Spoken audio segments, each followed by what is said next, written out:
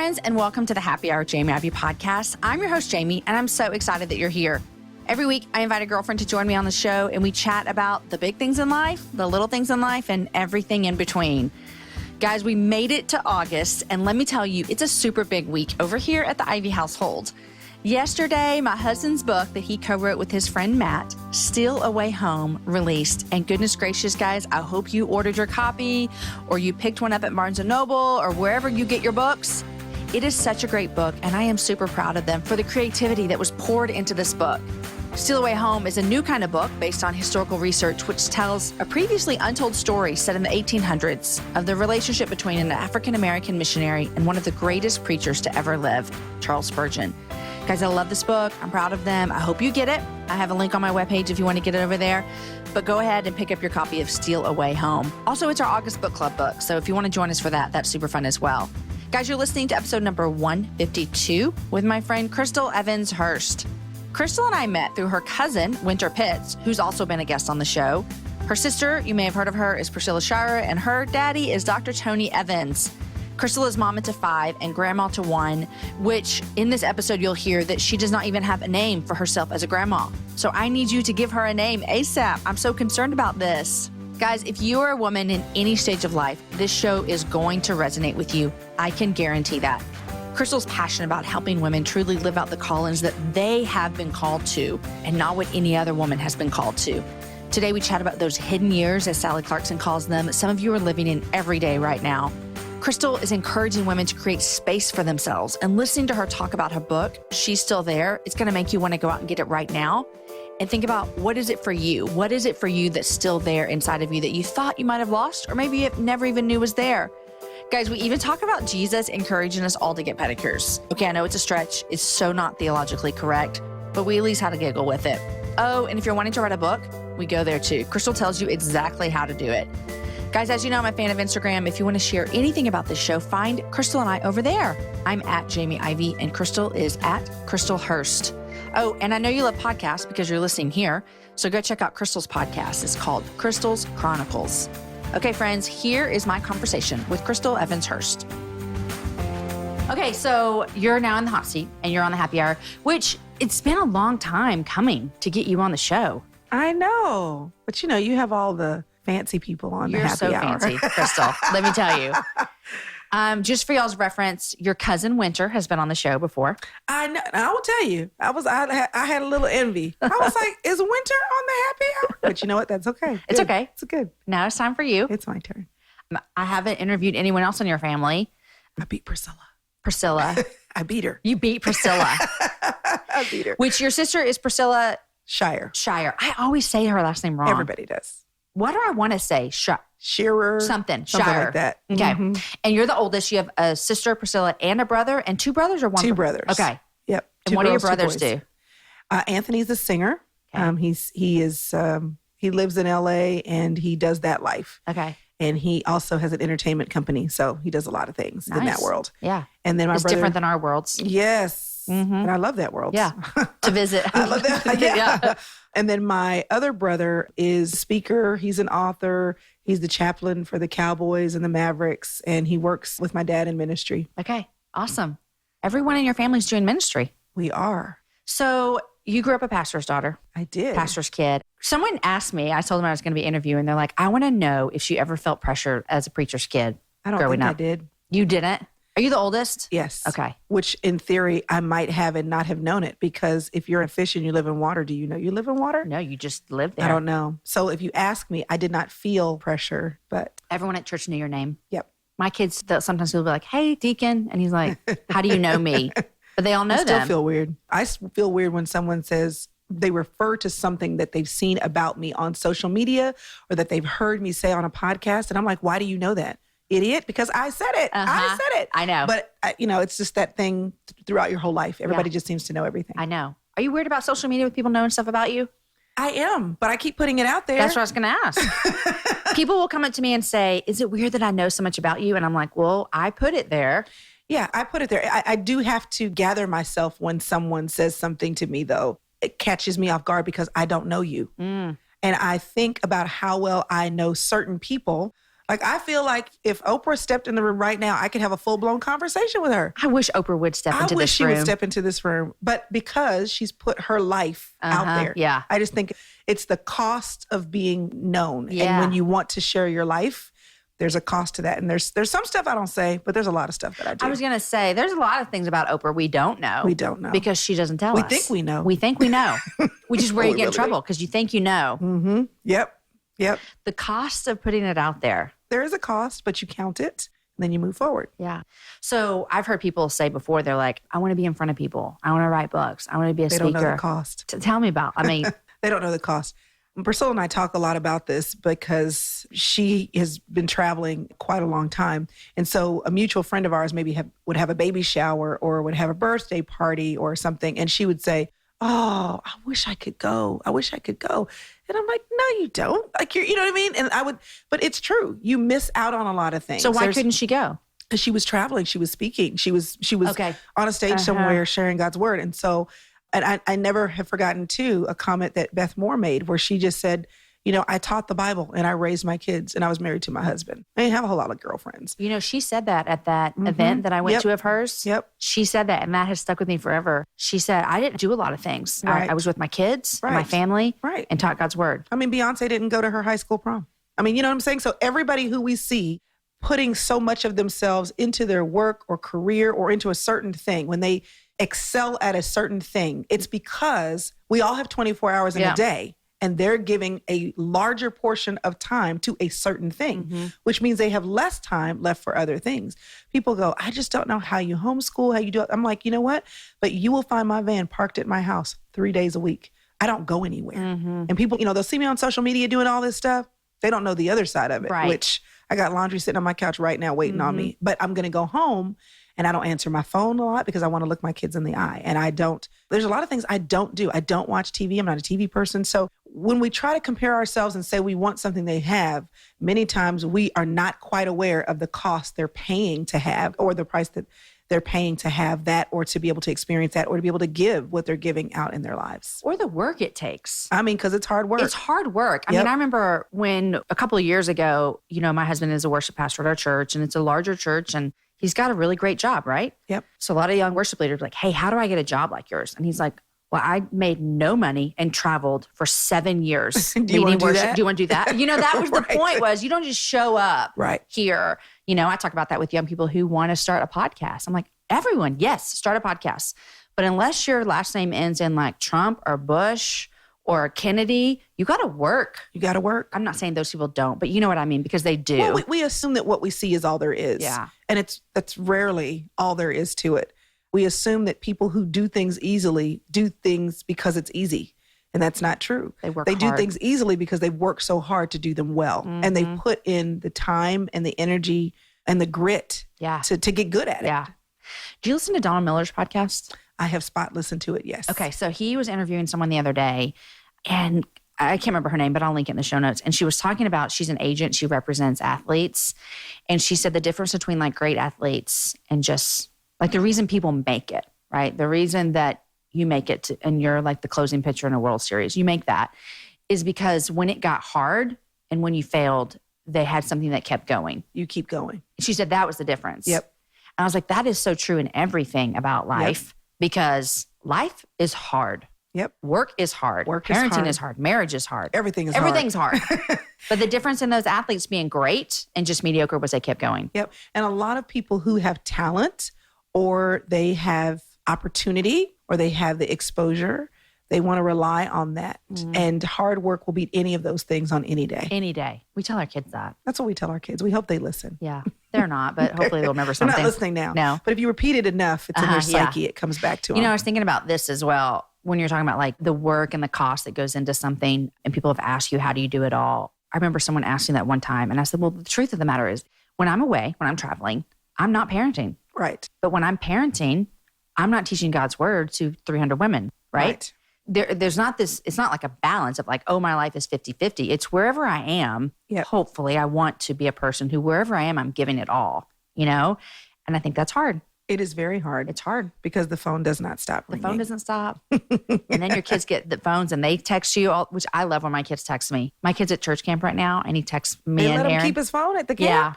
Yeah, I don't know. Maybe he's not supposed to. Sneaky. He's supposed to go away and hear from Jesus. They take all your paraphernalia. So he texts us and I just am like, I actually love when my kids text me because it's a boy and he's kind of has few words. Communication. We'll take what we can get. We take what we get. Yeah.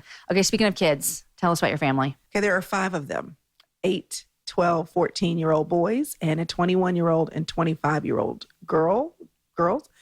And then there is a son-in-law and then there is a granddaughter. Who, I'm not kidding, she's the cutest thing I've ever seen. She is very cute and she is a total hot mess. She is so cute. She's that proverbial oldest first, super cute first granddaughter, first great grand. And so she knows it. She is great. But she is like an old woman in a little body. She's the first great granddaughter? Yes. So Priscilla has boys? Yes. And your brothers don't have any kids? Well, they do, but those are grandchildren. Oh, that's right. See? So goodness. She's in a class all by herself That's and right. will be for a while. She will be. So you look like you're like 35. Thank you. I'll take it. I'll hang on to that. And you're a grandma. I am What's grandmother. She call you? Grandmother? Okay. Grandma. What does she call you? She doesn't. Actually, What is it going to be? She calls, we don't know. It's still, can you believe that? She is 18 months. I still do not have a name. Is it because you don't know what to pick? It's because I think I don't want to pick. It's because you don't want to believe that you actually are a grandmother. She calls me mommy, but that's because everybody else calls me mommy. That's what she So hears. she's just chiming in. Yeah. So eventually she'll be old enough for us to have a little conversation about it, I'm sure. No, Crystal, we need you a name right now. We don't can't wanna do be it like, right now. You don't want to be like, I'm not ready. Nani or. No, that's my mother. Oh, that's your mother's Nani? My mother's Nani. What's your dad? Poppy. Nani and Poppy. So I have the hashtag I was using was MMC. So then I was like, it could be just Mommy C. And then I was like, it could just be CC. And then Cece's cute. CC is cute. And then I still don't want to do it. So I think it's really just me. I think I can pretend I'm not a grandmother as long as she doesn't actually name me. You're just a nice woman in her life that loves her a lot. I know. And my daughter says all the time, what am I supposed to refer to you as? I said, just say your grandmother. Just go to your grandmother. She's like, that's dumb. I was like, it's something. You want something or nothing? Yeah. Oh my gosh. Yeah. Is grandmothering awesome? It is, but it is but different. But you still have an 8-year-old. Because I still have an 8-year-old. Absolutely. So grandmothering is awesome in the sense that you can give them back and you have perspective. But because I have a 25-year-old, I have perspective. So a lot of people are so grateful to have the grandchild because they're like, oh, now I can do it right and I can have fun. Well, I've been having fun for a while because I had this, this break in ages with my kids. So it is fun, but I'm still in mother mode. So when she comes over and my daughter and I have had conversations about that, I'm like, she can't take that bread in the living room. She's like, well, I mean, at home, she's not at home. And then she'll go to the bookshelf and she'll pull books off. And my daughter will say, well, in her room, she just takes the books off the shelf. She's not at home. Well, she's little and she won't understand. Oh, yes, she will. She'll understand. So Watch me teach her. If you didn't have all these little kids and all of a sudden you have all this gap, you'd be like, honey, you can take that bread wherever you want. Because you know what? I still have all of my preschool stuff. I still have my Barney stuff. I still have my shapes and my puzzles. I still have little people stuff. Because you're not far from it. Because I'm not far from it. So I do enjoy it. It's just I'm still in mother mode. Yeah. Which means she gets more mothered than she does grandmothering. Would your mom be more like a grandmother? She is more like a grandmother. Yeah. She is. Because she's far from kids. Yeah, she's far from kids. And her house is empty. Yeah. So one kid in there tearing something up for 3 hours. Exactly. But you're like, hey, you're just joining the whole mix. We got a bunch of stuff going on here. Yep. So I taught her the cleanup song the last time she came. I was like, come on, let's do it. She knows where the trash can is. I was like, we're going to teach you some things while you're here. So you're going to help. I love it. Your daughter's just happy because she has a few hours. Oh yes, and I do. When she comes, I'm just like, I see her pass out on the couch, and I remember all that. You remember, yeah? I sure do. It was rough. Okay, so let's talk about when you became a mom. How old were you? 19. That's a young mom. That's a young mom. So I've never been an adult without being a mom. Oh wow! And you have this huge span of kids. So Crystal, you got a long time. You got 10 more years. You don't want to hear it. But you know what, though? I think that what I have learned here in the last 5 years is how to live a little while I'm doing them. And I think that is a lesson well learned. What do you mean? I mean, part of it came because I started doing stuff. I started writing books and speaking and all that. And when did you start doing that? 2013 was the book I wrote with my dad. Okay. And I had a smaller project with him before that where he put all of his 35 years worth of sermons in a book. And I went through all of those sermons, pulled all the illustrations out, organized them, indexed them. And then, he gave me a little dot at the beginning and said, thanks to my daughter. I was like, what? But so I started doing that. And so because of that, I would look at my husband and I would say, hey, can I go to Barnes and Nobles? Hey, I'm going to disappear. I'm going to lock myself in the room because I've got to finish this project or whatever. And it gave me something of purpose. Now, I don't think that is the only way to get it, but I think it gave me the freedom. Work gave me the freedom to say, I've got to pull away. Now, without work, I feel the freedom to say, today, for no reason, I'm just going to go sit by myself. Where are you going? I don't know. You may find me parked in front of a park somewhere with a Dunkin' Donuts coffee. But I am good when I have space. I'm good when I have space. And I know people listen to that, and if they have younger children, they say, I don't have any space. They think, I wish. Yeah, but you know what? No, I remember now creating space even when I had babies. So sometimes that looked like, middle of the night stuff. I'd be up nursing, and so I'd have a baby on one boob, and then the other hand was free. So I'd be blogging with one hand. Yeah. You know what I mean? Or I'd be organizing things with one hand. I just used to make up a name, booby blogging, but booby I think that's blogging. inappropriate. Hey, I think it's a thing. I think that's a real thing. And so, I've always had ways to remember who I am. And sometimes I was intentional about doing it. And sometimes I did it on accident. But I think it's in remembering who you are, even if it's in small ways, and engaging in things that bring you joy and things that allow you to contribute to the world. It doesn't have to be major. You don't have to be on stage. But I think when you are able to show up for you, then you are able to show up for other people in your life. Okay, well, let's talk about this, because what you just said is so good. Like when you find ways to contribute to the world and it doesn't have to be on a stage, I feel like I hear so many women that think— Yes, ma'am, here it comes. Here we go. With social media, with the internet, they feel as though if I'm not Crystal writing books and doing a podcast and speaking to 3,000 women in an auditorium, then I'm not doing anything. Yep. That's so false. It's so false. But you and I are saying it from people who are doing that. Yes. So how do we get— Well, let me say it from the person before I was doing that. Go. I've always had people in my home. Before I ever say anything anywhere on a stage, I've probably talked to it, preached about it, shared with my kids. In fact, as my kids are at the table for breakfast for devotions, I've heard myself say, in closing. Back it up a little bit. When I was at home with kids and I was lamenting the fact that everybody else was at work and I didn't have anybody else to hang out with, I got a Yahoo group going of friends who we would just email each other during the day. What are you cooking for dinner? This and that. Because I felt the need to connect, and I've always wanted to connect other women. And I've always said, hey, do y'all want to do a Bible study together? Like, buy the books. It'll be here in a couple of days. Let's gather at the house 6 weeks. I'm not making any commitments after that. You know what I mean? And so I found small ways to do that had nothing to do with the stage. It was just me wanting to connect with other people. And I think when we show up the best we can where we are, going back to what you said, when you're away, you're away. When you're home, you're home. Well, when you're in the hidden years, I've heard Sally Clarkson say that. When you're in the hidden years with your kids, if that's where you are, then you show up there. If you're single and you have no kids, then show all the way up. Please, for me, do it. You know what I mean? And I think if we honor the seasons that we're in, showing up for ourselves, what are we passionate about? We honor the gift of us that God gave us. We honor that along the way. And you never know how God wants to use how you show up in every season. But if you don't show up, you'll never know. It's so true. And I think showing up in your season is so good, but we got to get our eyes off of the other seasons. Yes. You know what I mean? Because you won't show up in the current season if you're looking at the one to come, or you hope that comes. Exactly. Yeah. Like when you're in with those babies and you're like, if I could just get my kids into school, or if I could just get these kids to college, or if you're like, if I could just get married, or whatever. Every season looks different when you're not in it. It looks better when you're not there. Grass is always greener. But it's because you water it when you're over there. That's exactly right. So you just stand where you are and you water where you stand. When I had little babies, all I wanted to do was like wear a business suit and get on an airplane and go to a meeting. To me, I was like, that will be life. Oh, I told my husband at one point in his company, they were talking about hiring an admin part-time. And he was like, it would only be a couple of days and, it's far. And I said, let me explain something to you. If I get in the car and drive out there by myself, the car ride is the beginning of the vacation. Exactly. And then all day long while I'm sitting at the desk, I will be the happiest employee y'all have ever had. Do I love my kids? Absolutely. Yes. But will this feel like a vacation? In fact, one time he took me to South Africa, and he's in the music business, and they were going out there to do some concerts. And when we got off the plane and we were waiting for the transportation to pick us up, we had to wait a little bit. We got some coffee.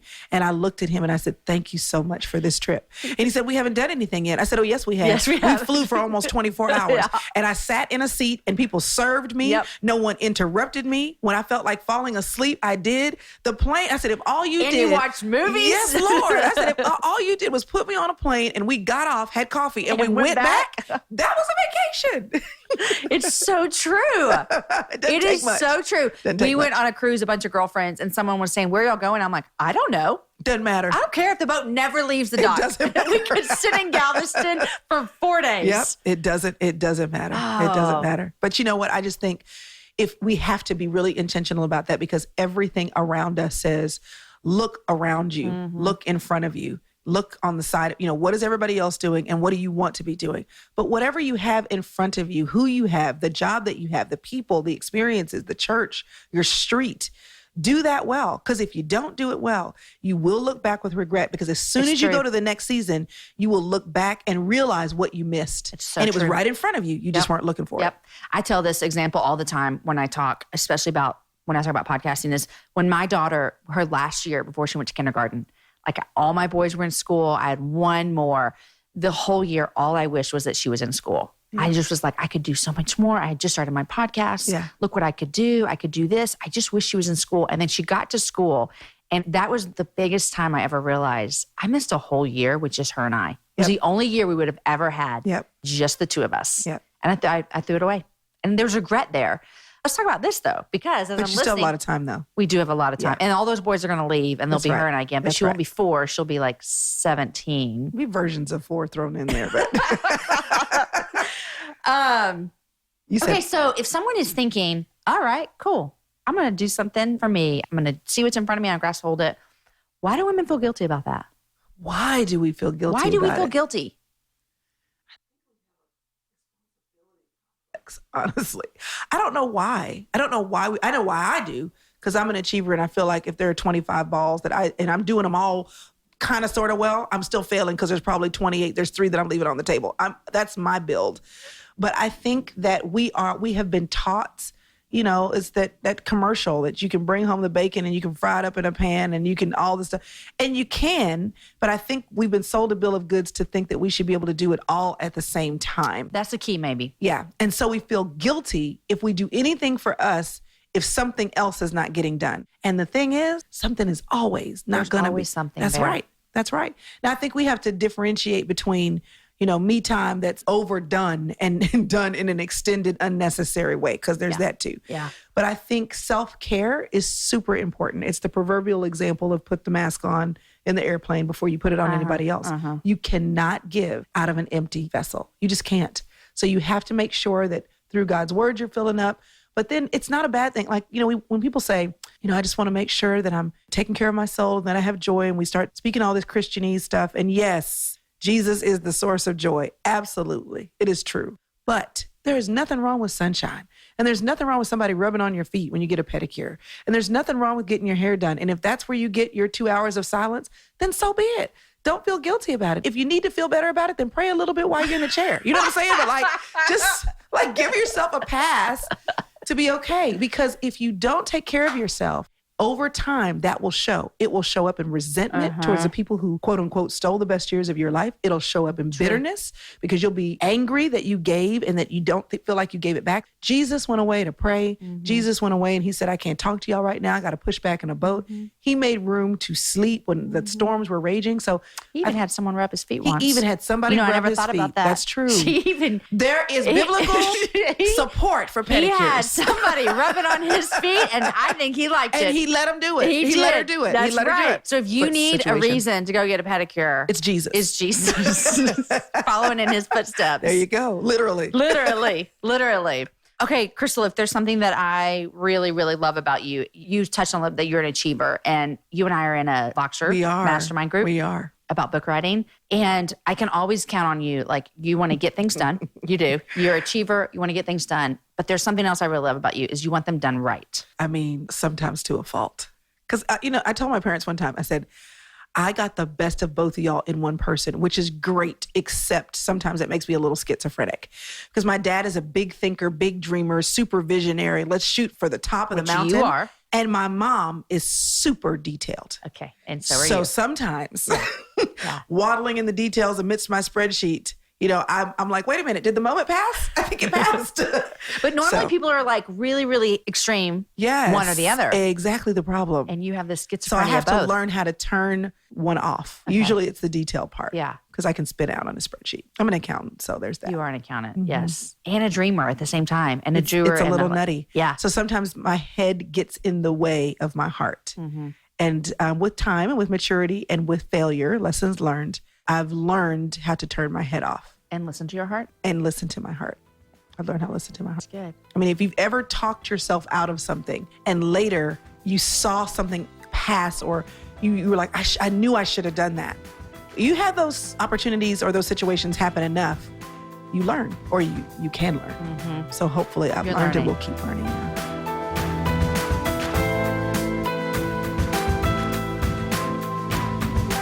All right, guys, I know you're loving my conversation with Crystal, but first I want to thank our sponsors because our sponsors make the happy hour happen.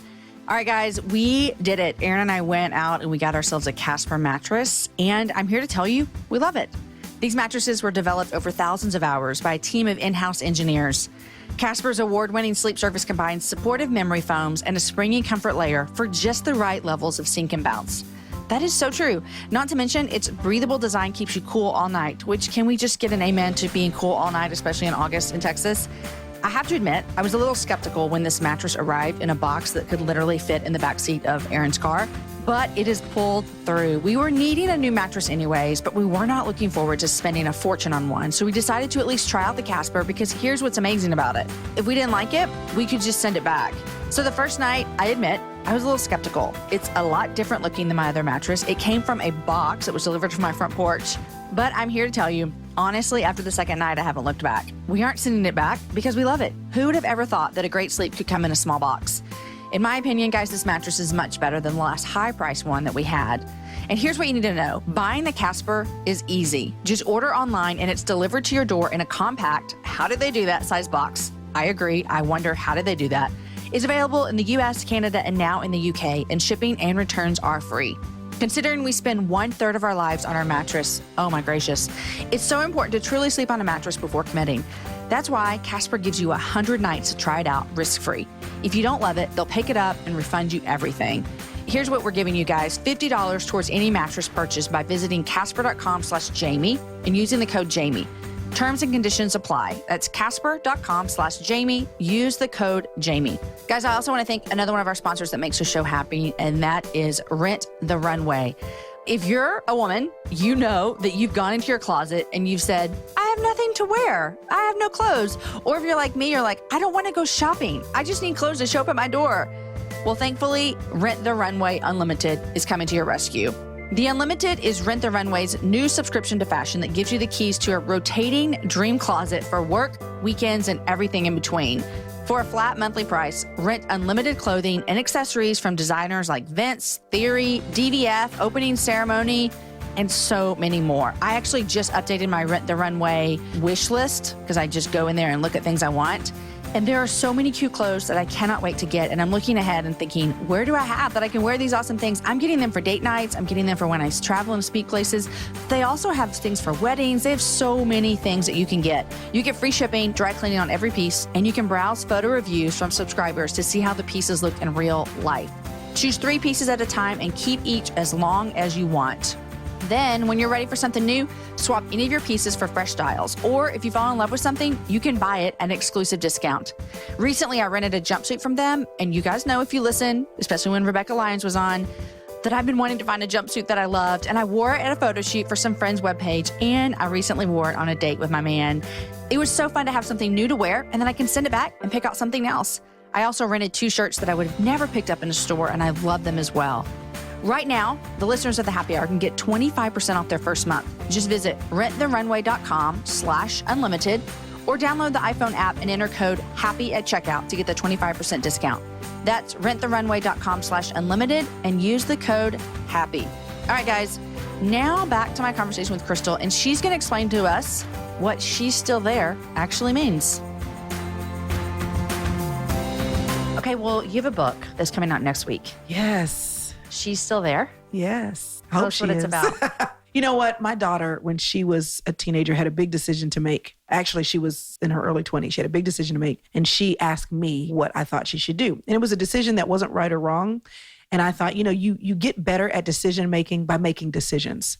And so I said, I'm not going to tell you what I think. If it was going to harm you, I would. But let me tell you what you need to do. You need to ask your girl. And she said, what do you mean about that? I said, well, here's the deal. You need to think of a time when you felt really good about yourself and about your life. You had hope, you had dreams. Even if you don't know exactly what they were, you had expectancy. You need to ask that girl what she wants you to do. Because if you don't ask her now, when you're 40, you'll be trying to find her and ask her then what she wanted you to do. So ask her now, because she's still there. And those words came out of my mouth. And there's the book. The book is basically about every woman, and every woman I know has had at least one of these moments where she looks in the mirror or she looks at her life and it's not adding up. She doesn't recognize herself. She doesn't recognize her life. And maybe it's because of her own choices. Maybe it's because of the choices of someone else that have impacted her.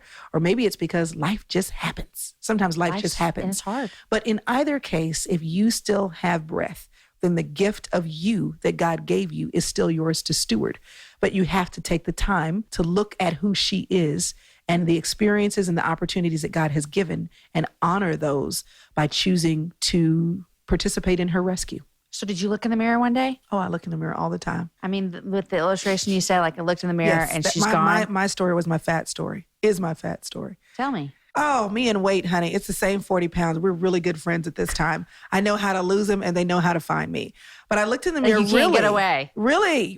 I looked in the mirror and thought, I see me, but that's not me. When was this? 40. And you're how old? 45. Okay. Yeah. So I lost a bunch of weight. I haven't gained it all back, but I've gained some. So I got to So you looked in the dig her mirror out again. And for you, it was something Yes. that so many of us can relate to, Yeah. where you just went, what happened? What happened? What happened? And then I've said that with other things, like, what was I going to do? What did I want to be when I grew up? And I may not even want to be that, but when did I stop looking for what I wanted to be when I grow up? Because I still am growing. We're still growing We're up. still growing up. So I think a lot of people can have all different kinds of things that kind of relate to that. Some of the things I think of for myself would be kids. Yep, absolutely. I think that's going to be the biggest one. Yep. For mothers, Yep. not all women, but for mothers. Yep. And then I think you throw in that we can all relate to is maybe you didn't try to get that dream job because you just had to get a job. Yep. You just had to get a job. That's right. And your dreams just got pushed way back. You said, I'm going to get this job temporarily till I find the real thing. And 12 years later, you're still on that job. Like, why am I still here? Mm-hmm. Or you paused school just because you needed to get yourself together for a semester and then you never went back. Mm-hmm. Or you were in a relationship and you totally knew who you were when you entered the relationship. Then 2 years in, like, why am I doing this? Why am I saying okay to this? Why am I allowing this? It can happen for so many different reasons. So how do we make that pivot? Well, you have to first of all own the fact, which a lot of us have trouble owning, the fact that where we are is not where we want to be. Like, we have to say, Because then we can I just be like, don't no, like it's fine. what I see. It's Yeah, and we are good at wearing masks. We're good at it. Yeah. So we have to first admit that where we are is not where we want to be. We need to recognize, if we can, because sometimes we can't, how the drift began, what the decision was. We have to identify it, because if it's something you can retrace, then retrace it. And if you can't, then you just move forward. You make a decision. You decide how you are going to hold yourself accountable to that decision by being aware and living aware so that you don't slip back if slipping was the problem.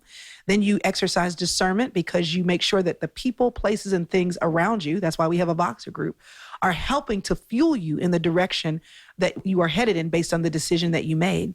And then you exercise discipline. And that's the part we were talking about before. With work. There's no shortcut for the hard stuff. Yeah. And then lastly, you coach yourself. You coach your mouth so that you speak life into your life.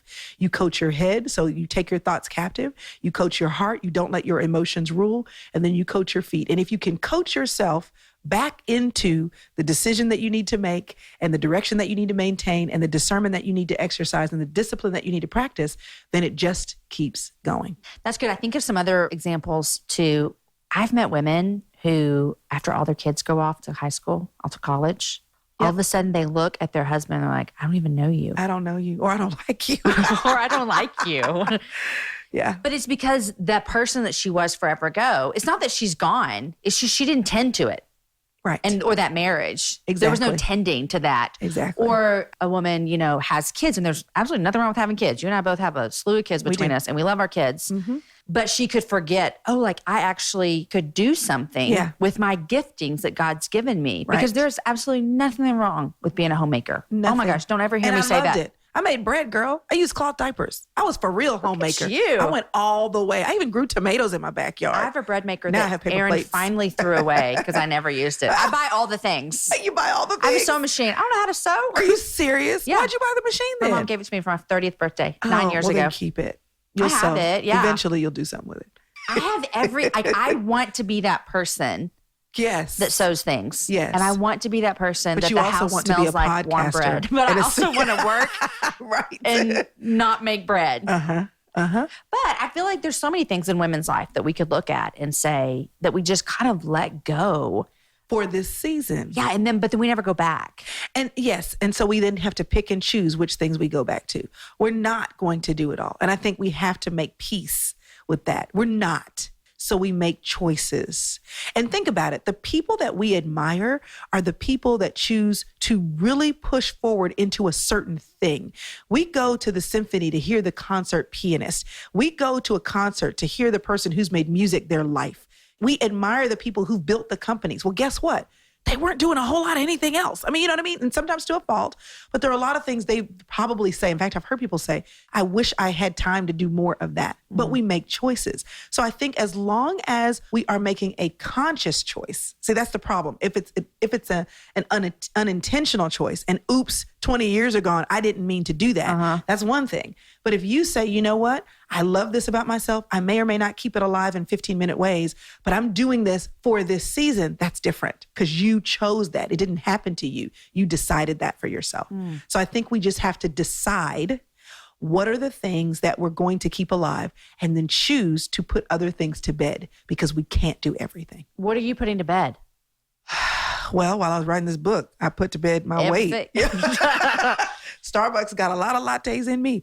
What am I putting to bed? What am I putting to bed? I think that you just hit on it though. What? When you're writing a book, a book is hard. Yes. It is a lot of work. It is, yes. It Jesus. is a lot of work.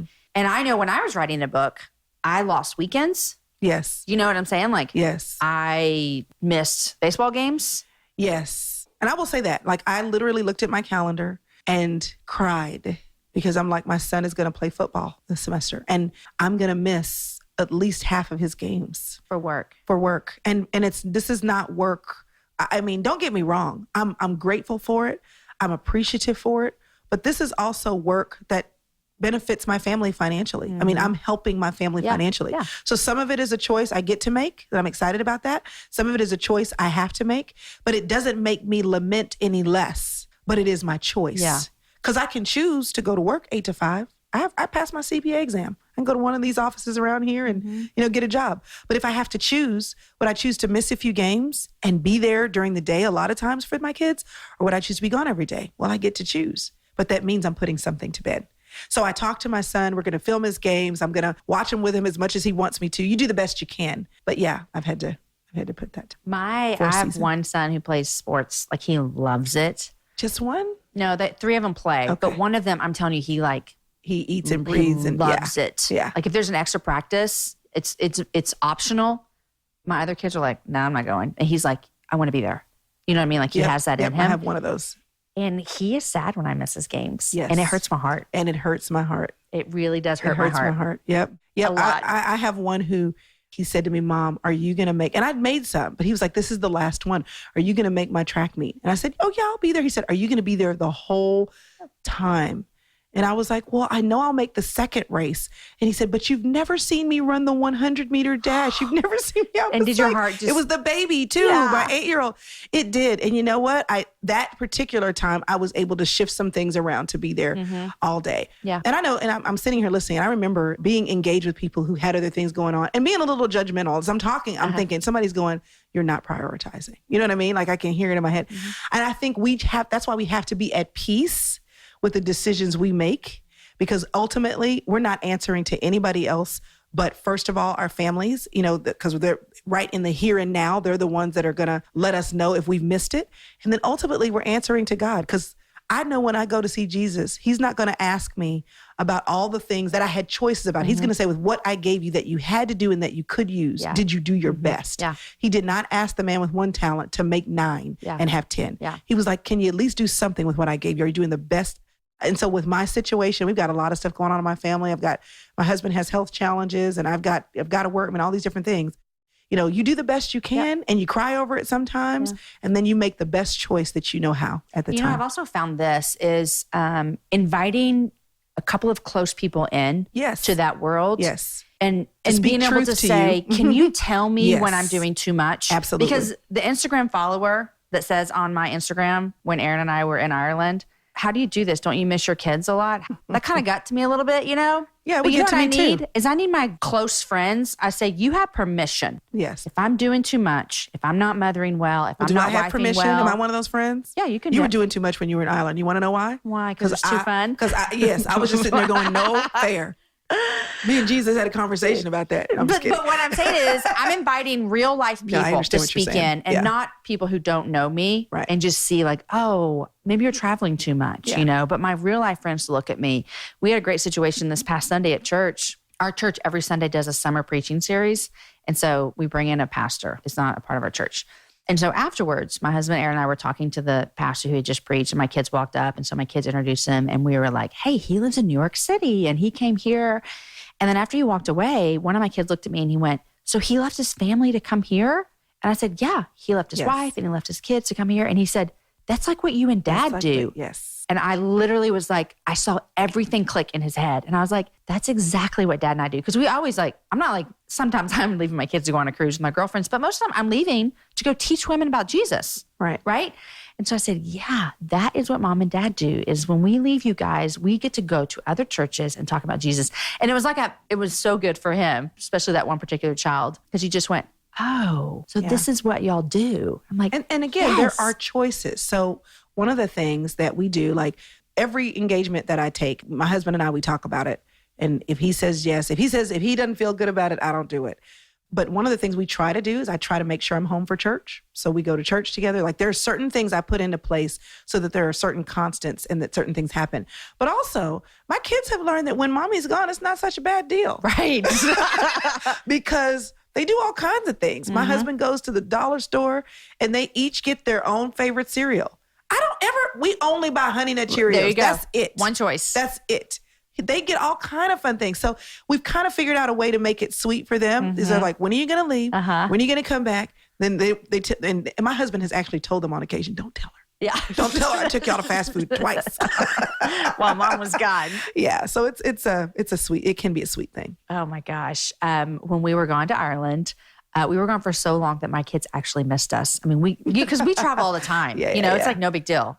Literally, I think I'm gone. We're interviewing in Dallas. I've been gone a night. When I come home today, my kids literally could be like, oh, we didn't even know you were gone. I just travel a lot. They actually missed us when we came home, and it was super sweet. Yes. I was like, oh, you guys do really, really love us. Yeah, it is. It is a sweet thing. Yeah. Okay. So we've already said book writing is super hard.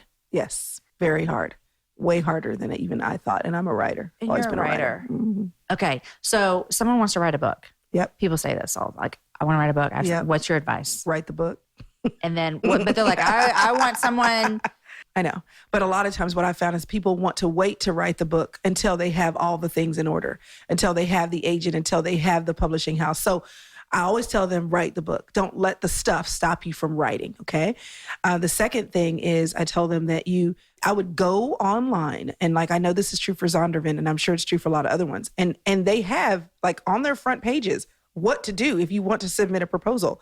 Zondervan specifically, they have on there the fact that most of the time they want you to have an agent, and they have a whole list of agents. So, I mean, there are some practical things that you can do just by going to the website of a publishing house. Michael Hyatt has a whole He probably does. He's really good about sharing resources. So I would start with that.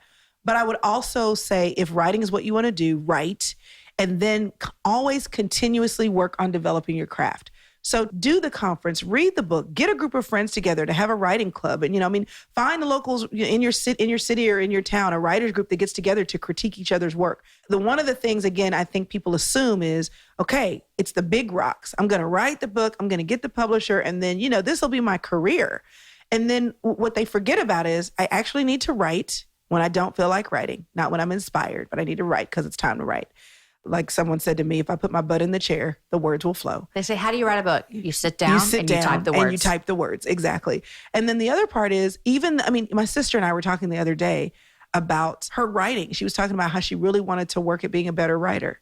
You've never arrived. So just because you haven't written the book or you have big dreams and you have written a book, you never quit working on that skill. So work on the skill while you wait. People say, I want to pitch this Bible study I've written to Lifeway or something. And I'm like, are you teaching it somewhere? Teach the Bible study. Get the women in your home and teach the Bible study. Didn't Jenny teach her study in her? Yeah, I'm talking to Jen. Jet. I think you should totally do it because here's how it will benefit you. You should teach the Bible study before you pitch it because you will get great feedback from the people because this question didn't make sense, or you will see them talking about something that you didn't ask, so you plan a question. Or as you're teaching it, you realize that there's something you didn't write. So now you get to go back and put it in there. I think that's totally the best way to do it. Yeah. Teach it and live it before you actually serve it up to other people. Okay, so your book comes out next week. She's still there. Yeah. You can pre-order it. You can. Anywhere books are sold. Yep. I think I even have it in my bookstore on my webpage. You probably do. I know. So let's do this. Okay. Because we've talked about this in our Voxer group and we're just going to let the world know. Okay. Okay? Let's do it. Pre-ordering a book for somebody is important. Okay, but this is the deal. I told you this on the Voxer group. Right. So all us authors are like, hey, will you pre-order my book? Pre-order. Why? Tell us. Because it is an indication to the publishers and the retailers how much demand there is for a book. So, for example, if they don't know that people want it, they may not print enough. So the day that it finally is available, you can't get it because they didn't print enough. Or you go to Barnes and Nobles and, they say, oh, yeah, we sold out this morning because they didn't have enough on the shelf. Yeah. Exactly. So when you pre-order it, you ensure two things. Number one, you ensure that you get your copy because it's ordered, they're going to print it. The second thing is you ensure that you're communicating to the publisher and to the retailers that people want it. So they print enough. And number three, if you love that author, then you're helping them to sell books because books will be available and people do buy when they see it on the shelf. And so you're basically helping to raise the exposure of the book, both with retailers and the publisher and with other people. That's the best explanation ever. Because I have studied it, honey. Because you have studied it. Crystal will figure it out. Yeah. Yes, that is true. Crystal will figure it out. Also, it's important too, like for me as a consumer, yes, I have pre-ordered books more now because I know the other side of it as an author. Yes. But before I knew that, I would pre-order them because I think I'll forget. Yeah. So how easy it just to do it right now on Amazon or Barnes & Noble? I think we just have the instant gratification thing. So it's like, I don't want to spend my money now for something I have to wait 60 days for. And I think as people become educated. I don't think Amazon charges you until they ship it. So that's true. You got to make sure your money's in the account though. That's another thing everybody doesn't know. Yeah.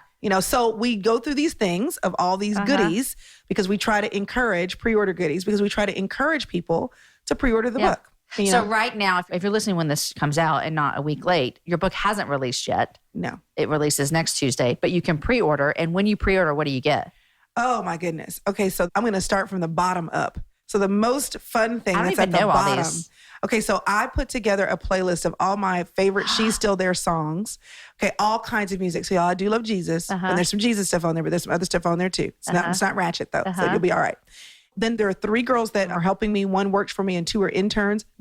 So there's like 400 songs. Wait, on what? So it's a Spotify playlist. And even if you don't have Spotify, on that page, you just click play and you can listen. So just total great exposure. I don't even have Spotify. I'm so far behind in life. No. But that's why we're friends, right? Okay, so I get to have fun and live through your launch to help you. And you get to tell, Right. And so, so other than that, there are 4 podcasts that are only available for pre-order. Then there's a show that I did with my mom and my sister, an hour-long episode about what it means to love your life. So that's on there. A podcast or a video? Well, it's just audio. I just did the audio. Okay. And then there is a 90-page companion journal. So I took all the questions out of the back of the book and thought I didn't leave people room to write. And we made this beautiful journal that you could print out and bind if you want to or put in a notebook. because I encourage you to write your way through the book. So there you go. I've given you the pages to do that. I've given you a GAIN assessment, which is basically discovering your gifts, abilities, your interests, and your personality. And then I've given you a focus wheel that gives you a contract you can sign with yourself. And you say, what am I focusing on? What's my decision? How am I going to make sure I maintain that direction? What is the discernment? What are the people, places, and things that I need to keep in me or get rid of? And then what's discipline? When this gets hard, what am I going to do? And you sign a contract with yourself and stick it on your wall. And then you prick your finger and put blood on it. And then, hey, that sounds like a good idea. That sounds like a good idea. You're setting people up for success. I hope so. That's because what's the point? What's the point in me telling you about all the things in my life and all the things I've learned if I don't set you up to set yourself up after you read the book, to keep yourself going after you finish the book. To do the things. To do the things, which is why there's music, because music can psych us up to do anything we don't feel like doing. Do you listen to music when you write? Yes. I will tell you this. When I wrote my book on repeat, I just listened to John Mayer. That's good music. That's no Jesus. and I was writing about Jesus, but I had John Mayer playing the whole time. Yeah. What do you listen to when you work? I have a Spotify playlist. I looked up coffee house and writing and studying and found like 3 or 4 playlists that I like. And there's one, it's all songs I recognize, but it's like a lot of Adele and stuff like that. But it's no words. It's just instrumental. My lash lady plays that when I get my lashes done. Yeah, it's nice because you kind of know it. It's familiar, but you're not distracted by the words. Austin Stone Worship puts out an album and it's called Reveille and it's just instrumental. Yes. So I listen to that when I work sometimes too. Yeah. But it's not a song you would know, but it's just instruments. Yes. It's just calming and because I love classical music, but it makes me think too hard. So I can't listen to that when I'm writing. I have to listen to something that's soothing and simple. What are you reading these days? The Bible, because that's all I have time to read. I'm serious. Like I was just thinking when I had a book that fell out of my car, Tish Oxenreider's book. It was been in my purse and it fell out as I was getting my purse to come in here and meet with you. And I was thinking, I still haven't finished that book. As soon as I launched that book, I think that is like the main thing I want to do. Is read. I'm a reader and I used to read fiction. And then as an adult, I wanted to learn everything. So I've had all these years of nonfiction and I want to like alternate fiction, nonfiction, and just re-inject that joy back into my life. I love reading. I love reading. I read a lot on vacations. And then these days now with my job, I read a lot of people's books who are coming on the show. Yes. I mean, I've admitted before, I don't read the whole thing. Yeah. But I read as much as I can. I get a taste of it for sure, a flavor of it. But I did read your whole book. Did you? Yeah, loved it. Well, that's good. Because I sent you an endorsement and I made a deal that if I do that, I'll read the whole book. Well, hopefully that's you my didn't deal. Want to put it down. No. Okay, what are you loving these days? What 3 things are you loving? 3 things. What 3 things am I loving? I have this oil that I get from the mall down the street. It's this guy that has a little cart of oils that he sells. There's this oil I've fallen in love with. And every time people ask me about it, I just laugh. Why? Because it's called Black Woman. That's what it's called. Not. Yes, it is. So they say, what are you wearing? I say, Black Woman. That's one of my favorite thing. Yes, it's fun. It's like perfume. It's this like is an not oil. Like Young Living. It's like no, because I got a bunch of oily people in my family. Winter. Oh my gosh, and Priscilla's super oily too. Love yes, the oils? Yes, and I do. I mean, I have some of that stuff, I but I didn't go all too, in. I didn't go all me neither. in. Black Woman. It's Black probably Woman. chemicals we don't even want to talk about. I don't know, but it's from the mall cart. Okay, but I like it. My second favorite thing right now is my electric blanket. I'm always cold, and it is on my bed right now. It is every night. It is joy to me to get in it. And my thing goes from 1 to 20 and it's on 12. And when I get in my bed, I am happy. Oh my gosh. Does it cover your whole bed like your husband too? But it's a half. It's like, half can be heated and half cannot be heated. Oh my gosh. A heated bed. Yes. A heated bed. And what else? And you know what? My current favorite thing right now is my car. I went and had it detailed yesterday. That'll change your life. When you have kids. I've never done that. And it literally would be the best gift I could give myself. And that's what I did. I gave myself a gift. I want them to get into the cup holders. Girl, yes. I would pay $300. And it doesn't cost that much. Okay. It doesn't have to cost that much. I would. I didn't. It doesn't, but I was grateful. So what happened is I fixed my kids boiled eggs for breakfast and somebody left. No. Honey, they left. And I didn't know it. And we had gone out of town. And it sat in the heat. I got in the car and I just was like, this car needs to be traded in. We need a new car. We need a new car. Did you know what it was? No. So we hunted it down and then we found it. And then I was like, I got to get the car. We got to get the smell out of the car. So I took it and got it detailed. I was like, yeah, I need you to shampoo everything. Yep. That used to happen with bottles. Yes. Like a bottle would roll under the seat. Yep. And then that formula would sit in there. Yep. That's happened with, we've left a bag of groceries. And I mean, everyone's done this. Yep. So that's my current, right now, my car smells good. Like I would not be ashamed to put you in my car today because it smells like baby powder. Oh. Well, Crystal, thank you for coming on the happy hour. This has been so much fun. It's been so much fun. And I'll send everybody in the show notes, go check out the book. You'll love it. And I'll put all the links up. And if we can find that black woman oil online, I'm telling we'll show you where to get it. Or you could just find the mall cart, man. And hey, everybody call your Young Living women and say, do you have black women? They don't have black woman. They don't have black woman. You have to get that from the cart at the mall. Oh my gosh. I love Beth that. Moore has black woman. Priscilla gave her some. We give people black woman because it's a thing. I expect to get some next time I see you. You know what? You might get some. Oh my gosh. That is hilarious. Well, thank you so much for coming on Happy Hour. Thank you for having me. This was fun. Okay, friends, wasn't that a great chat with Crystal? I told you I love her. She's an achiever and a dreamer. She gets stuff done and she makes big dreams happen. Also, did you guys realize how important pre-ordering books are? So now you can go over to Amazon and just pre-order all the books that you ever wanted to read in the next few months. You guys, Crystal said so many fabulous things that I ran out of room to write them all down. Telling us women that we can't do it all. I mean, I know that we know that, but isn't it good just to hear it again? And then when we were talking about Jesus and pedicures, it had me laughing so hard. Guys, I also hope that our conversation was an encouragement to you because it certainly was to me. Today's show is edited by Chris with Podshaper, and the music is from Jason Poe. Next week, my guest is Shauna Shanks, who's the author of A Fierce Love, and A Fierce Love was our July book club read. We recorded this episode in my backyard at the book club, so if we sound like we're sweating, it's because we were. Guys, enjoy your week, share the show with a girlfriend, and have a happy hour with a friend.